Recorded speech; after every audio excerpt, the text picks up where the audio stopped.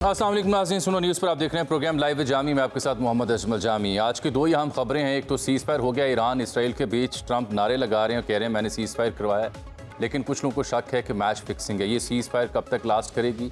Iran ने क्या खोया, इसराइल ने क्या खोया, अमरीका के हाथ क्या आया, फेस सेविंग किसे मिली? अहम तरीन सवालात हैं, आज अपने मेहमानों के सामने रखेंगे। और दूसरी खबर मुल्क की सियासत से जुड़ी है, जहां अलीमा खान साहब एतराफ़ कर रही हैं कि जिस तरीके से KP असेंबली में बजट पास हुआ, उन्होंने एतराफ़ किया है बड़ी दुखी आवाज़ के साथ कि माइनस इमरान खान करने की कोशिश की गई है। इन दोनों मौज़ूआत पर बात होगी, लेकिन सबसे पहले मिडल ईस्ट का मसला, ईरान इसराइल की जंग, ट्रंप के दावे और नारे और उनके बरअक्स जो वो स्ट्रेटजी करते रहे, वो सबके सामने है। हमारे साथ अभी ज्वाइन किया प्रोग्राम में सीनियर सियासतदान मोहतरमा शहरी रहमान साहबा ने। आप अमेरिका में सफ़ीर भी रह चुकी हैं, आम पोर्टफोलियोज़ में उनके पास रह चुके हैं, सिफारतकारी की दुनिया को करीब से देख चुकी हैं, समझती हैं, इसीलिए उनको आज हमने ज़हमत दी। बहुत शुक्रिया शहरी रहमान साहब आपके कीमती वक्त का। ये जो बिल आखिर सीज़ फायर हुई, जिसका ऐलान कल रात से ट्रंप कर रहे हैं और बार बार इसराइल को भी समझा रहे हैं कि अपने पायलट वापस बुलाओ, मैं तुम्हें कह रहा हूँ, और ईरान को भी समझा रहे हैं, अब तो चीन को कह रहे हैं कि हमसे भी तेल खरीदो। ये जंग बंदी आपके ख्याल में कितनी पायदार है, कब तक चलेगी, नोइंग दी ट्रैक रिकॉर्ड जो ट्रंप साहब की स्टेटमेंट्स का है? चाहे वो पहले उन्होंने कहा हो कि 2 हफ्ते तक हम नहीं जा रहे ईरान पे हमला करने के लिए, लेकिन फिर खुद बराह रास्त हमला कर दिया। जी जी शुक्रिया शामी साहब, आपने सवालिया निशान तो उठा दिया है प्रेसिडेंट ट्रंप की क्रेडिबिलिटी पर, उनके वादों की टिप्पर के वजन पर बेसिकली, क्योंकि वो 2 हफ्ते 2 दिन में बदल गए, सारी दुनिया ने देखा। अब मैं समझती हूँ उनकी कोशिश है कि ये सीज़ फायर हो जाए, क्योंकि उन्होंने अपना जो बज़ाहिर नजर आ रहा है, उन्होंने अपना ज़ाती सरमाया इसमें लगाया, पॉलिटिकल कैपिटल और पर्सनल कैपिटल उन्होंने इसमें लगाया। और इरिटेशन उनको इस बात की थी कि जो वो ये भी मुझे कोई इनसाइड ट्रैक नहीं है कल और आज के बीच, मगर ये नजर आ रहा है कि वो इरिटेटेड हैं, खास तौर से इजराइल पर, कि उनकी बात को उन्होंने झुठलाया है। और ये बहुत बड़ी बात है, क्योंकि अमेरिकन प्रेसिडेंट, खास तौर से प्रेसिडेंट ट्रंप जैसे इंसान को ये आदत नहीं है जी कि वो एक स्टेज लें, सामने आए और अपनी अकाउंट पर ये बातें करें। तो फिर उन्होंने उनको तंबीह भी की है सबके सामने।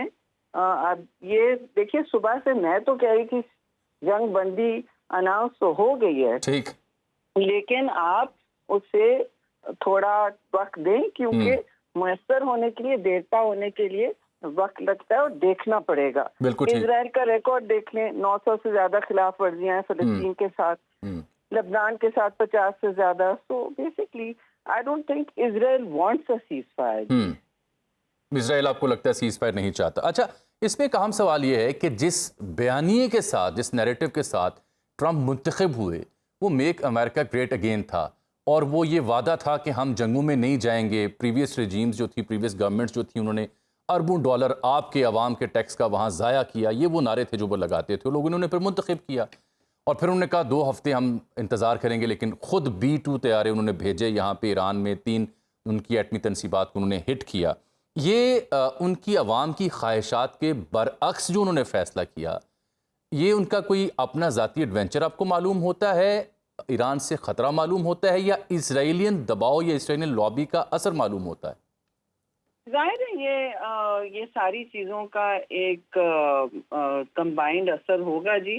फिर मैं ये इस पे तबसरा नहीं करती कि प्रेसिडेंट ट्रंप को किस बात ने मोटिवेट किया। नजर तो ये आ रहा है बज़ाहिर के जो भी वजह थी, I mean nobody can say क्या वजह थी, जाहिर है उसमें इजराइल की जो लॉबी है वो कोई कमजोर नहीं है। जितनी भी मागा लॉबी या उनका मागा बेस स्ट्रांग है, वो लॉबी भी कमजोर नहीं है, खास तौर से उनके डिफेंस एस्टेब्लिशमेंट में जी। बिल्कुल। तो उन्होंने कोई उनको एविडेंस या कुछ ऐसी बात की होगी, आई डोंट नो। और जब आपका डिफेंस एस्टेब्लिशमेंट कहता है कि आपको कुछ करना है, तो फिर आप कायल भी हो जाओ, वहाँ तो यही सूरत हाल होती है। बट आई डोंट नो कि उनको किसने कायल किया। इसमें नेतन्याहू का बहुत बड़ा हाथ होगा जी, जाहिर है उन्होंने किया होगा, और उनके बहुत बड़े वहाँ पॉलिटिकल हवारी और सपोर्टर्स हैं। ये बात अब हो गई, लेकिन वो चाह रहे हैं कि मैं वापस अपने सालिस के रोल में आऊं, वो एक अपने आप को, वो अपनी कोई लेगेसी बनाना चाह रहे हैं, उनका सेकंड टर्म है जी, और वो कंट्रोवर्सी से दूर भागते हैं जितना उतना वो यानी मैं अगर इसे दूसरे अल्फाज में बयान करूं तो इज इट ट्रू कि वो दोबारा अब नोबेल के उम्मीदवार के तौर पर अपने आप को प्रेजेंट कर रहे हैं कि देखिए पाक इंडिया सीज फायर मैंने करवाया, यहाँ भी सीज फायर मैं करवा रहा हूँ और अब तो मैं हकदार हूँ, गो कि उन्हें लिबरल्स से बहुत शिकवा है कि वो मुझे नोबेल नहीं देंगे।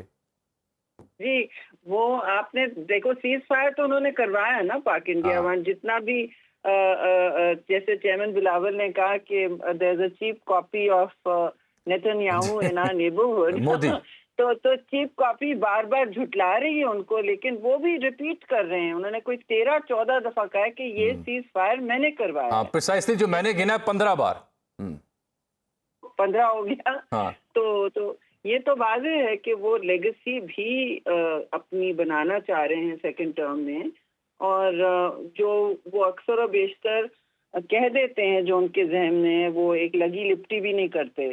तो उन्होंने जो तंबी की इजराइल को, आई डोंट थिंक वो फेक थी, जो वीडियो मैंने देखा है कम से कम, लेकिन आगे के दिन बताएंगे हमें कि क्या सच है और क्या महरकात थे किस एक्शन के पीछे।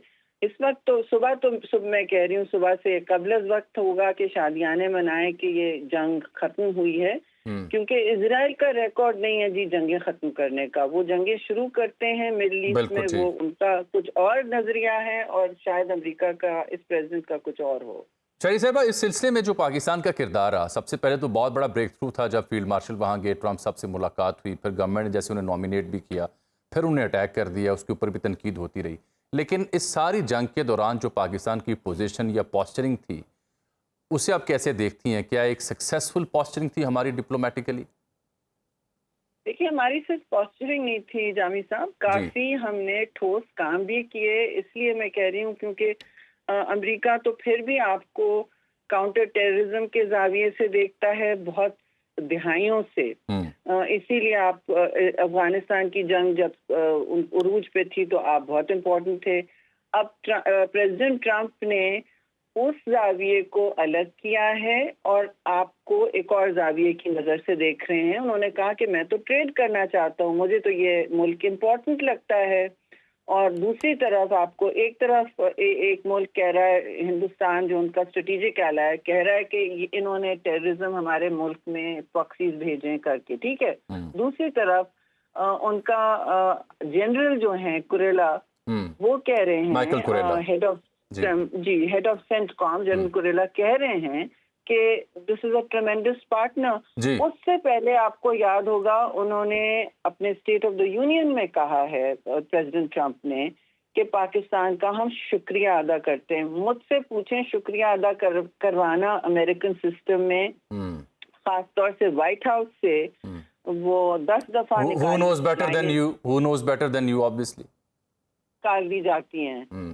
तो they have taken control of their own narrative, the white house, और उन्होंने ये किया है। और मैं समझती हूँ उनका यकीन है, उन्होंने फिर नहीं तो आपके फील्ड मार्शल को लंच पे नहीं बुलाना था, नहीं तो उन्होंने उनका शुक्रिया नहीं करना था। एक तो वो जंग जीत के आए हैं, एक ये भी इसका हिस्सा है, और पाकिस्तान की सफारतकारी और काउंटर टेररिज्म कोऑपरेशन काफी दिनों से चल रही है।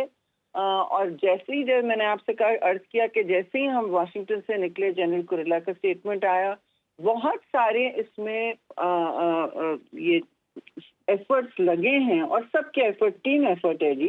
जाहिर है इसमें मिलिट्री का नुमाया रोल है, क्योंकि वो उसको भी देख रहे हैं।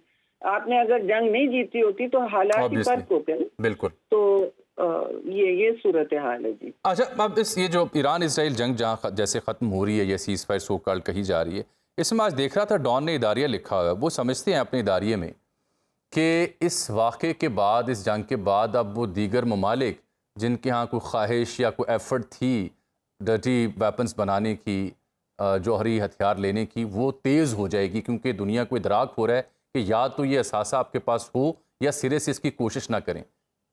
आप इस ख्याल से एग्री करती हैं? देखिए, ये बात शहीद जुल्फ़िकार अली भुट्टो बहुत पहले समझ गए थे। उन्होंने शायद अपनी जान से इसकी कीमत दी है کیونکہ آپ کو پتا ہے کسنجر نے ان کو کیا کہا تھا، سب کو پتا ہے، یہ تاریخ کا ایک حصہ ہے کہ آپ پھر اس کا ایک ہسٹری کا ایک ایگزامپل بنو گے اور اچھا ایگزامپل نہیں بنو گے۔ تو بھٹو صاحب نے کہا کہ شہید نے کہ میں گھاس بھی کھا لوں گا، میرا ملک گھاس کھا لے گا، لیکن یہ ضروری ہے۔ اس وقت بہت لوگوں کو سمجھ نہیں آئی۔ اب جو جس جنگ سے ہم گزر کے آئے ہیں سب کو سمجھ آ گئی کہ یہ کیا ویژن تھا اور کون سی بصیرت کے تحت انہوں نے یہ فیصلے کیے، اور سخت فیصلے تھے ملک کے لیے بھی، اپنے لیے بھی، کیونکہ اس وقت بذات خود ایسا نہیں لگ رہا تھا، اور کس مسلم ممالک نے اتنی جدوجہد کر کے حاصل کیا نا۔ تو ہی ڈیڈ، اور پھر آگے کی حکومتوں نے بھی اس کو اس پروگرام کو ابینڈن کیا کہ اس پہ انسٹیٹیوشنل ایک ملٹری سے بھی ہو گئی تھی ظاہر بائن، اور پھر شہید محترمہ میں جا کے خود آپ کو ڈیلیوری سسٹمز دیے جو اس وقت شاید ایران کے پاس نہیں ہے۔ دیکھیے نیوکلیئر آپ کے پاس ڈیوائس جب ہوتی بھی ہے، انرچ ہو بھی جاتا ہے یورینیم یا آپ جو بھی آلہ استعمال کر رہے ہیں، آپ کو اس کا ڈیلیوری سسٹم چاہیے ہوتا ہے، اینڈ شی انشورڈ دیٹ۔ تو obviously تو یہ آپ ساری باتیں اب ہمارے سامنے ہیں، اور سارے ملک کیوں نہیں سوچیں گے؟ اب انہوں نے یہ دیکھ لیا ہے کہ اگر ملٹی لیٹرل سسٹم جو آئی سی یو میں ہونے لگا تھا وہاں سے بھی نکل گیا، سسکیاں لے رہا ہے جو جنگ عظیم کے بعد بنا تھا، اب پوری دنیا میں سیکنڈ ورلڈ وار کے کو آپ سامنے رکھیں اور آج کیا 21ویں صدی یہ سال رکھ لیں، سب سے زیادہ کانفلکٹس ہیں اس وقت سے، اور آپ کی کوشش ہوئی تھی، پاکستان دنیا کی کوشش تھی کہ یہ ختم ہو، جنگیں ختم ہو، اینڈ آف ہسٹری، کتابیں لکھی گئیں، یعنی کہ اب ہم ہمارا سفر ہی کچھ اور ہوگا، journey is something else, وہ نہیں ہوا نا۔ جنگیں ایسی آپ کے سامنے ہر طرف نکل رہی ہیں، اور ابھی کشیدگی کہاں ختم ہوئی ہے؟ بحرے ساؤتھ چائنا سی میں بھی ایک سچویشن اب تک پہ رہتی ہے، سب کی جنگی ریس شروع ہو چکی ہے، اور ممالک کیوں نہیں سوچیں گے کہ اب ہمیں طاقت کی ہی بنیاد پر اپنا تحفظ کرنا ہوگا، کیونکہ ملٹی لیٹرل قواعد اور ضوابط ہمارا تحفظ نہیں کرتے، خاص طور پہ کمزور ممالک کو۔ بالکل، خاص طور پر کمزور ممالک کو، یہ بہت اہم آپ نے بات کی ہے۔ بہت شکریہ محترمہ شریر رحمان صاحبہ، آپ کے قیمتی وقت۔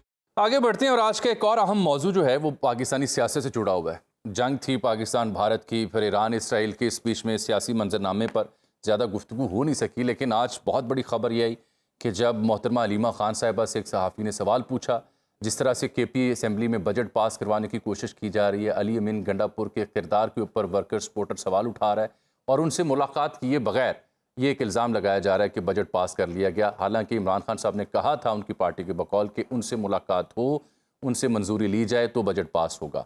اس سلسلے میں پی ٹی آئی کے اندر، قیادت کے اندر، سوشل میڈیا، ورکر سپورٹر کے اندر ایک اضطراب ہے، ایک پریشانی ہے، اور اسی کو محسوس کرتے ہوئے آج اب علیمہ خان صاحبہ سوال پوچھا گیا کہ کیا یہ جو کچھ ہوا کے پی اسمبلی میں، اس سے مراد یہ لی جائے کہ مائنس عمران ہو چکا ہے؟ تو وہ قدر توقف کے ساتھ کچھ دیر خاموش رہیں، اور پھر انہوں نے کہا کہ میرا تو خیال یہی ہے کہ عمران خان کو مائنس کر دیا گیا ہے، اور پھر انہوں نے کہا کہ جو قیادت ایرانین ایمبیسی گئی پی ٹی آئی کی، ان کے لیے سوچتی ہوں کہ ایران والے کیا سوچتے ہوں گے، جو اپنے لیڈر کے لیے نہیں کھڑے ہوئے وہ ہمارے لیے کیسے کھڑے ہوں گے۔ ان کا یہ کہنا ہے کہ جی جب ان کی ملاقاتیں نہیں ہو پا رہی تھیں تو وہ اڈیالہ جیل کے باہر جا کے احتجاج کرتی تھیں، گھنٹوں پہروں بیٹھی رہتی تھیں، تو کے پی اسمبلی کے وزیر اعلیٰ وہ کیوں نہ اڈیالہ کے باہر آئے احتجاج کرنے کے لیے کہ ملاقات کروائی جائے؟ انہوں نے کیسے عمران کو مائنس کر کے اس بجٹ کی منظوری کی جانب وہ آگے بڑھے ہیں؟ گو کہ بریسٹر گوہر کہہ رہے ہیں کہ نہیں جی ابھی یہ پروسیس میں ہے، لیکن صورتحال سب کے سامنے۔ اس پہ بات کرنے کے لیے ہم نے رابطہ کیا ہے سینئر سیاستدان جناب فواد چوہے صاحب سے۔ فواد صاحب خوش آمدید۔ فواد صاحب، اصولی طور پر جو علیمہ بی بی نے اعتراف کیا بہت ہی پریشانی کے ساتھ اور بڑے دکھ والے لہجے کے ساتھ، اس سے کیا مراد لی جائے؟ کیا کہہ رہی ہیں وہ؟ کیا سمجھ آئی آپ کو؟ آپ بھی اس معاملے پہ تبصرہ کر رہے ہیں حالیہ 2-4 دنوں میں۔ لیکن یہ تو جسٹ ایک اور ریفلیکشن ہے کہ جو پی ٹی آئی کا اس وقت ڈیسیژن میکنگ پروسیس کس قدر فلاڈ ہے، اور آپ دیکھیں کہ کس قدر ایک اس کا شکار ہے غیر یقینی کا، یہ اس کا صرف ایک اور ایویڈنس ہے۔ کیونکہ دیکھیں نا، جب عمران خان صاحب کے پاس یہ سارے لائرز ہیں، اور ان کو یہ بتانا چاہیے تھا نا عمران خان کو کہ بجٹ پاس نہ ہونے کا مطلب کیا ہے۔ میں نے تو اس لیے یہ کہا تھا کہ ممکن نہیں ہوگا اسمبلی کے لیے اگر وہ حکومت میں رہنا چاہتے ہیں، اور اگر عمران خان یہ سوچ سمجھ کے اس نتیجے پہ پہنچے کہ اس نتیجے میں حکومت ختم ہوتی ہے تو ہو جائے، تو پھر تو دیکھیں عمران خان کے فیصلے کو منوان تسلیم کرنا چاہیے، کیونکہ تمام جو لوگ ہیں وہ تو عمران خان کے نام پہ ووٹ لے کے آئے ہیں، اور بہت بڑی ناکامی ہے علی امین گنڈا پور کی اور خیبر پختونخوا اسمبلی کی کہ وہ آج 2 سال سے عمران خان کو رہا نہیں کروا سکے۔ 1.5 سال ہو گیا انہیں اب اقتدار میں۔ ان کا ایک ہی کامیابی کا کرائیٹیریا اور ناکامی کا کرائیٹیریا ہے، کیا عمران خان کو وہ ریلیز کرا پائے ہیں یا نہیں کرا پائے۔ وہ نہیں کرا پائے، ان کی ناکامی ہے۔ باقی یہ آئی تھنک کہ باقی چیزیں جو ہو رہی ہیں، جو ایک ڈسگرنٹلڈ ہے ورکر، اس وقت مایوس ہے۔ اب خان صاحب نے خود بھی جو فیصلے کیے ہیں اس کے نتیجے میں انہوں نے پولیٹیکلی میچور لوگوں کو ایسے ٹاسک دیے ہیں جو وہ پورے نہیں کر سکتے تھے، اور آج جو پی ٹی آئی کی اس وقت جو حالت ہے اس میں بہت بڑا ان فیصلوں کا بھی ہاتھ ہے جو ان لوگوں کو لگا کے کیا گیا۔ آپ مولانا فضل الرحمان کے اوپر تو آپ اعتماد درکنار، آپ شاہ محمود قریشی کے اوپر کی ذرا پولیٹیکل حیثیت بتائیے مجھے، پارٹی میں کیا ہے، محمود الرشید کی کیا ہے، اعجاز چودھری صاحب کی کیا ہے، یاسمین راشد کی کیا ہے، کیا ان لوگوں کا ان پٹ لینے کی کبھی ضرورت بھی محسوس کی گئی کہ یہ 2 سال سے جیل میں ہیں؟ پھر باقی لوگ جو پولیٹیکل پرزنرز جیلوں میں ہیں ان سے کبھی کسی نے رابطہ ہی نہیں کیا۔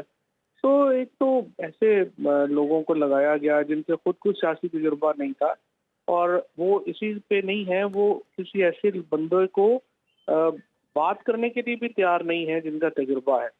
مثلا آپ دیکھیں نا، انہوں نے کس وقت جو ہے یہ جو جیل میں لوگ قید ہیں ان کے پاس جانا چاہیے تھا نا، اور پوچھنا چاہیے تھا کہ آپ اس کے بارے میں بڑے فیصلوں سے پہلے ان لوگوں کا ان پٹ ہی نہیں لیا جاتا۔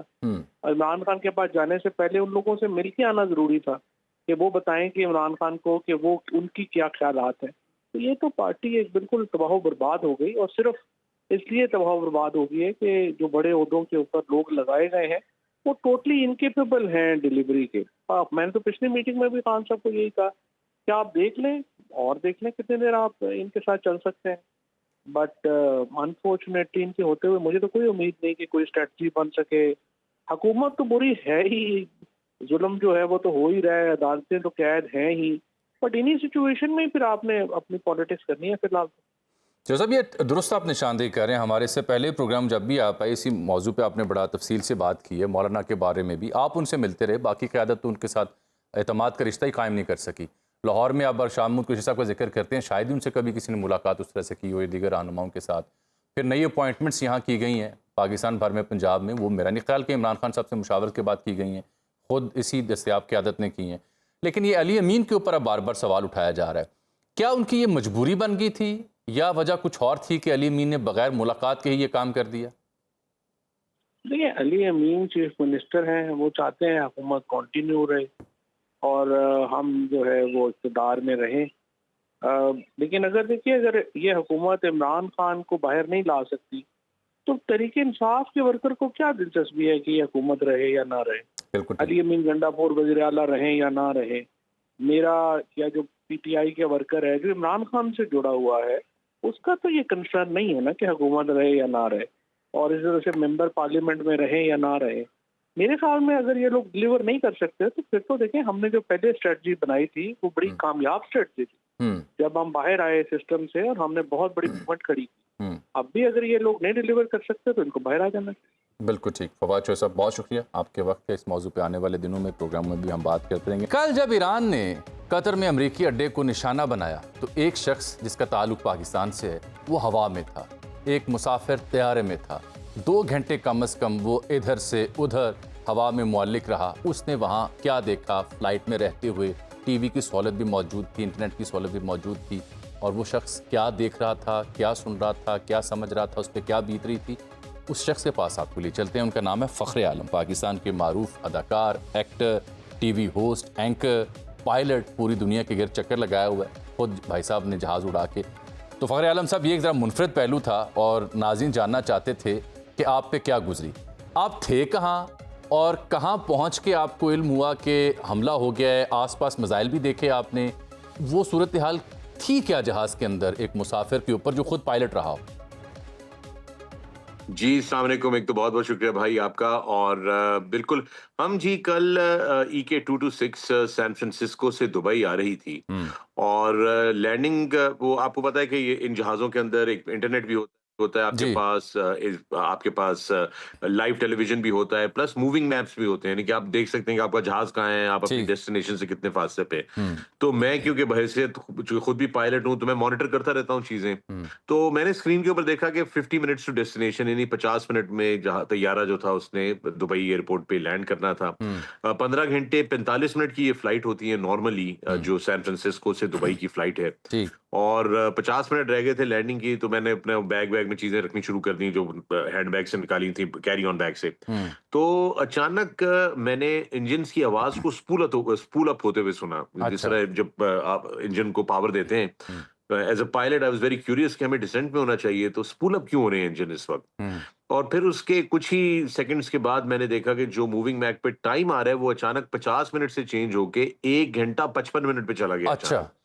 तो उसी वक्त मुझे कुछ हुआ कि हमें कुछ डाइवर्ट हुए हैं, कोई कोई चीज हुई है। हम्म। तो मैंने फौरन अपनी स्क्रीन पे जो है वो CNN BBC दोनों का, चूंकि लाइव फीड आ रही होती है ठीक। जहाज के अंदर, अब टेक्नोलॉजी इतनी एडवांस कर गई है, तो उस पर देखा।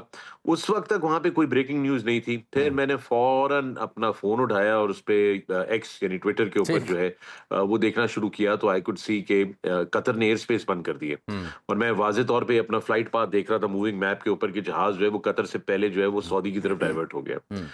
तो उस वक्त लोगों को तो नहीं पता था, बट मैं अलर्ट हो गया था। और मेरे साथ वसीम अकरम जो थे वो अच्छा। ट्रैवल कर रहे थे। हम्म। वो एक अलग सीट पे बैठे हुए थे, तो मैं उनकी सीट पे गया और मैंने उनको, वसीम अकरम को बताया कि फ्लाइट डाइवर्ट हो गई है और कुछ हो रहा है, हम्म। कतर ने एयर स्पेस बंद कर दी है, तो मुझे लगता है मामला थोड़ा गड़बड़ हुआ है। हम्म। उसके बाद हम दोनों जो है उठ के वो पीछे ये एमिरेट्स का एयरबस A380 है, इसका ऊपर लाउंज होता है पीछे, हम लाउंज में चले गए। और वहां पे क्रू से पूछा कि क्या हो रहा है, तो क्रू बड़ा काम और प्रोफेशनल बिल्कुल, उन्होंने कोई, उन्होंने कहा, कुछ नहीं, बस नॉर्मली हम अपना वेट कर रहे अच्छा। हैं लैंडिंग का। आई न्यू कि समथिंग वाज नॉट राइट। हम्म। इस असना में मैंने अपने फोन से व्हाट्सएप के थ्रू, क्योंकि वो चल रहा होता है जहाज में, ठीक। अपने दोस्तों से, एविएशन के दोस्तों से राब्ता किया जमीन पर कि भाई आप जरा मेरी फ्लाइट को फ्लाइट रेडार के ऊपर ट्रैक करें, देखें क्या हो रहा हम्म। है। मूविंग मैप्स चूंकि पॉज हो गए थे उस वक्त जब हम ठीक। डाइवर्जन में चले गए थे जहाज के अंदर, सो नीचे से फिर मैंने जमीन पर जो दोस्त मौजूद थे उनसे फ्लाइट रेडार के मैप्स मंगवाए। तो हमारा जहाज जो था वो रियाद के इर्द गिर्द सर्कल कर रहा था। अच्छा। और फिर उन्होंने कहा जी थोड़ी और खुसर पुसर हुई। फिर मैंने एमिरेट्स में मेरे एक दोस्त हैं उनसे राब्ता किया। उन्होंने कहा अभी हम मॉनिटर कर रहे हैं, सिचुएशन बड़ी इस वक्त जो है वो टेंस हुई हुई है। और ईरान ने जो है वो बहुत बड़ा हमला किया है अमेरिकन बेसिस के ऊपर। और उस वक्त हर किस्म की रूमर चल रही थी कि अमेरिका ने कि ईरान ने हर अमेरिकन बेस के ऊपर हमला कर दिया मिडल ईस्ट के, और हम्म। मुख्तलिफ जो अमेरिकन इंटरेस्ट हैं उसके ऊपर अटैक कर दिया है, और सूरत ठीक। हाल बड़ी कशीदा हो गई थी। फिर आहिस्ता आहिस्ता वो सारे पैसेंजर्स जो हैं वो एक एक करके, मैं देख रहा था खड़े होकर पीछे से कि CNN की तरफ और BBC की तरफ स्क्रीनें जा रही थी।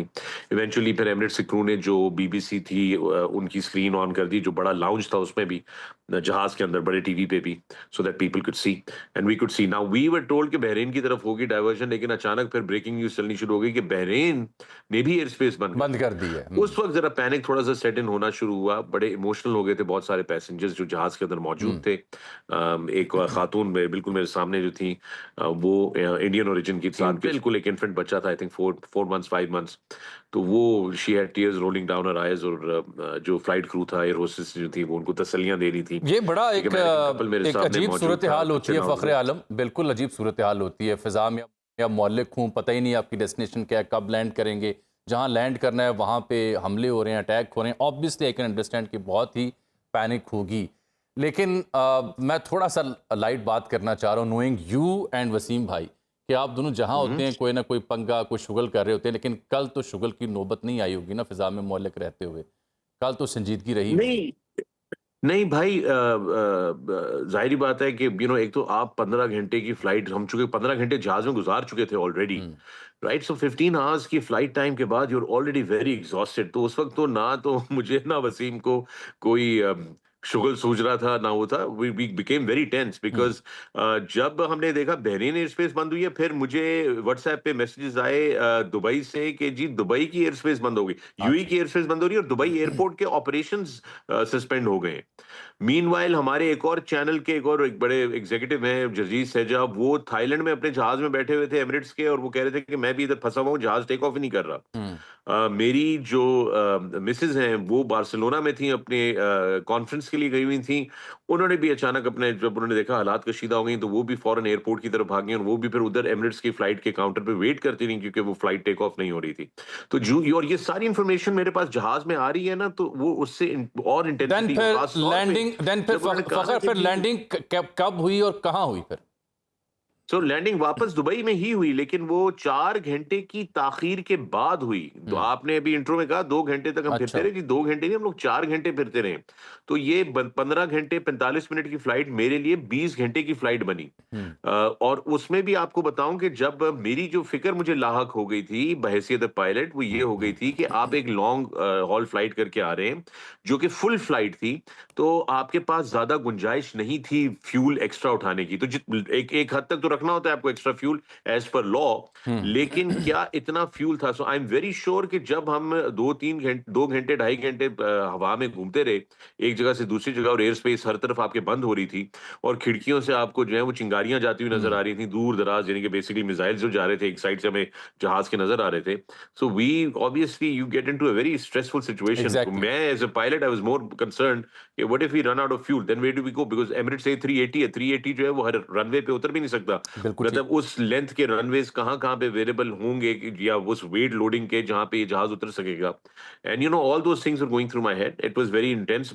فیملی میری پریشان، so I was not the only one. بالکل ٹھیک، بلا شبہ یہ ایک بڑی تکلیف دہ صورتحال ہوگی، لیکن چونکہ آپ نے اس کو آبزرو کیا، you had been into it, ہم آپ مستقبل کے جو سفر ہیں وہ پرامن اور اس طرح کی کسی بھی دقت کے بغیر کی خواہش اور دعا کرتے ہیں۔ شکریہ فخر، آپ نے جو آنکھوں دیکھا حال جو آپ کے اوپر بیتی وہ ہمارے ناظرین کے سامنے بیان کی کہ یہ صورتحال تھی ان مسافروں کے لیے جو اس جنگ میں ہوا میں معلق ہو کر رہ گئے تھے، اس لیے ہم نے فخر عالم صاحب کو زحمت دی تھی۔ اور اب جو امریکہ نے یہ سیز فائر کا اعلان کیا، اس کے اوپر کتنا سنجیدہ ہے امریکہ، کیا اس کے اوپر عمل درآمد ہو پائے گا، یہ سب جاننے کے لیے پاکستانی پرسپیکٹو بھی آپ ہمارے پروگرام میں دیکھتے ہیں، ایرانی پرسپیکٹو بھی دیکھتے ہیں، لیکن امریکہ کا پرسپیکٹو کیا ہے، اس سلسلے میں ہم جائیں گے نیو یارک براہ راست، وہاں سے ہمیں جوائن کریں گے اسکاٹ کیلی جو ایک تھنک ٹینک میں کام کرتے ہیں، خود امریکن فورسز کے ہاں بھی سرو کر چکے ہیں۔ اب آپ کو براہ راست یہ چلتے ہیں سیراکیوز نیو یارک، جہاں سے ہمیں جوائن کیا ہے امریکی تجزیہ نگار اسکاٹ کیلی نے۔ اسکاٹ کیلی جو ہیں اس سے پہلے بھی ہمارے پروگرام میں تشریف لا چکے ہیں، یہ واٹریج تھنک ٹینک میں کام کرتے ہیں، امریکی اسپیشل فورسز میں 9 سال سے زائد کام کر چکے ہیں، نیشنل سیکیورٹی کے اوپر اور علاقائی امن کے اوپر لکھتے بھی ہیں، پوڈ کاسٹ بھی کرتے ہیں۔ Thank you very much Scott for joining us yet again. Indeed, it's a great moment to witness that there is a ceasefire between Iran and Israel through the help of America. But one fundamental question before you, being an analyst, is how durable will this ceasefire will be? How long will it last? Well, a lot of that's going to come down to President Trump. We've seen him this morning come out and speak out against violations of the ceasefire, both from Iran and especially from Israel, which is very interesting. And if President Trump sticks to his guns that America is not interested in regime change in Iran and only integrating the nuclear program, they'll be able to effectively reign in Israel and maintain the ceasefire. I mean, if I want to know that what exactly Israel or Iran has lost in this war, so how would you talk about Israel and then Iran?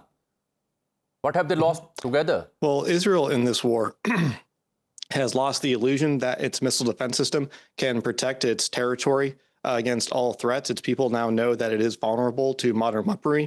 And Iran has lost credibility with its own people. Obviously, there's been a loss of life on both sides, but Iran has failed to protect the nuclear program that its regime has based its domestic credibility on, threatening the current stability of the Iranian regime. But you know, in the wake of this war, Israeli leadership, they were claiming that they'll end up this war after changing the regime in Iran. So far they are not successful to do so. Correct. It's almost impossible to facilitate a regime change in a foreign country through a bombing campaign. There are no historical examples of such a campaign accomplishing that goal, short of using nuclear weapons.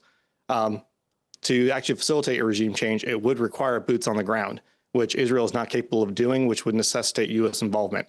This appears to be what Netanyahu is pushing Trump to commit to at some point, and what Trump communicated to him this morning in no uncertain terms that America has no interest in participating in.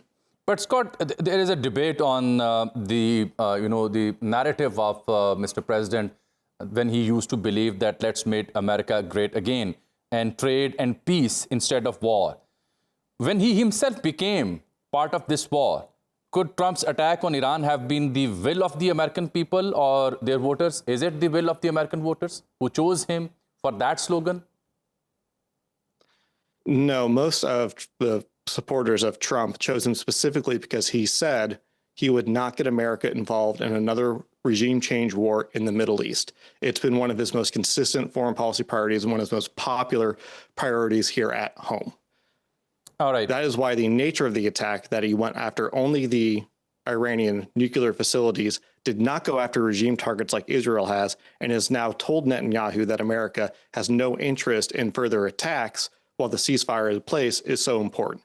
It also sends a clear message to hardliners in his own regime that he has a limited interest in containing Iran's nuclear program, but no more. So, Scott, some of the analysts based in Middle East or here in Asia, they are skeptical about President Trump's announcements or, his commitments. For instance, he was of the view that the United States is not going into this war, and probably he announced that they will wait for 2 weeks. But just after that announcement, he went into Iran through B-2 bombers, and he did strike in Iranian nuclear facilities. So those skeptical people, those skeptical analysts, they believe that this will be applicable on his, this narrative that there is a ceasefire. It might not last for long. Well, I certainly think that the Trump administration has given its skeptics plenty to work with because by having negotiations planned with Iran and then greenlighting an Israeli strike in Iran and then participating in bombing campaign directly, even when they implied there was a 2-week window, they have damaged their own credibility as legitimate negotiators, which is unfortunate. And so analysts are right to be skeptical of that. Now, if you look at Trump's actual rhetoric and his personal involvement in the ceasefire, he has personally put his reputation on the line that the ceasefire will last and that the parties will adhere to it. So this does appear to be different, but it's certainly reasonable to question the integrity of any communications coming out of the Trump regime, given the contradictions that you just mentioned. So after this ceasefire, do you think that Iranian authorities, Iranian government, they'll be able to be there on the negotiation table to accept all the conditions being imposed by the United States or the rest of the world? That's unclear. We're still not sure what the final set of conditions for long-term peace are going to be. It likely will involve inspecting and tracking the stockpile of 60% enriched uranium. President Trump has said publicly that Iran needs to have zero enrichment program whatsoever. So it's be interesting to see if he actually sticks to that or if he takes a softer tone. And it'll be interesting to see what the Iranian regime is willing to swallow. Also, the Iranian regime does have control over local media. So what they communicate to their people internally that they're doing with the Trump administration versus what they actually agree to can be quite different. So part of this is going to be a marketing campaign on the Iranian regime side to reach an acceptable deal with the United States while also maintaining their own credibility at home. So, Scott, this ceasefire is being taken as, something good, an omen for peace in the Middle East. But don't you think so that the real peace will only be, can only be attained if there is a peace in Gaza, in fact? The root of almost all troubles in the Middle East does seem to come back to the question of the Palestinian people and what territory that they're going to occupy. It's been an intractable problem for generations. And if we can tone down the fighting between Iran and Israel, hopefully that does open up avenues to focus on resolving the issue of the Gazan the Palestinian people in Gaza and the West Bank. So do you think that the President Trump will also play an important role in settling the Gaza issue? I don't think so. He has not shown the same interest in the fate of the Palestinians as he has in the status of Iran's nuclear program. And there is not a clear way for America to influence that conflict short of drastically reducing military aid to the state of Israel to basically destroy their ability to project force into Gaza and the West Bank, or take a much harder stance in the United Nations with enforcement of international humanitarian law. Neither of those are things the Trump administration has shown any interest in. And so although there might be an off-ramp between Israel and Iran, it's not clear that the Trump administration is going to take affirmative steps to resolve the question of the Palestinian people. Many thanks, Scott, for joining us. ये Scott कैली थे, वो New York से हमारे साथ बराह रास्त। उनका ये मानना है, अमरीकी तजिया निगार का, कि इसराइल को नाकामी हुई है जहाँ तक ताल्लुक है ईरान की क़यादत को बदलने का। नारे तो थे कि हम ईरान की क़यादत बदलेंगे, वो मुमकिन नहीं हो सका। ईरान को नाकामी हुई कि वो अपने न्यूक्लियर प्रोग्राम की हिफाजत नहीं कर सका। ट्रंप को वो क्रेडिट दे रहे हैं कि उसने सीज़ फायर करवाई है और वो समझते हैं कि सीज़ फायर कामयाब होगी। हमारा सवाल ये था कि गज़ा में जब तक निहत्ते मुसलमानों का कत्लेआम बंद नहीं होता तो मशरक़ वुस्ता में सही तौर पर, दुरुस्त तौर पर अमन का क़याम मुश्किल है। लेकिन इस हवाले से उनकी राय तज़ब्ज़ुब का शिकार है। आज के लिए इतना ही। आपसे मुलाकात होगी कल के प्रोग्राम में। तब तक के लिए अल्लाह।